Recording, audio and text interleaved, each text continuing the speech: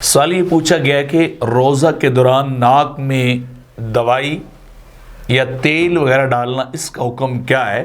تو اس کا جواب یہ ہے کہ روزہ کے دوران روزہ کی حالت میں ناک کے اندر کوئی کسی طرح کی بھی لیکوڈ دوائی، اس کے ڈراپس جو ہیں وہ یا تیل ڈالنا یہ جائز نہیں ہے۔ اس سے روزہ جو ہے وہ ٹوٹ جاتا ہے، دوائی جو ہے وہ آگے چلی جاتی ہے اور پھر حلق کے راستے وہ انسان کے پیٹ کی طرف چلی جاتی ہے۔ تو لہٰذا روزہ کی حالت میں کوئی جب لیکوڈ دوائی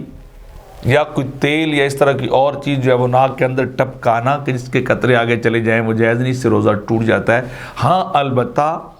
وہ بام جیسی کوئی دوائی یا تو ناک کے اوپرلی حصے پر باہر لگا لی جائے، یا وہ جو ہے وہ ویزلین کی ٹائپ کی یا ہارڈ شیپ کی چیز ہو تو وہ یہاں ناک میں آپ لگا لیں کہ آپ کی وہ جو ہڈی جو ہے اس کو ناک کا بانسا بھی کہتے ہیں، اس سے آگے وہ نہ جائے۔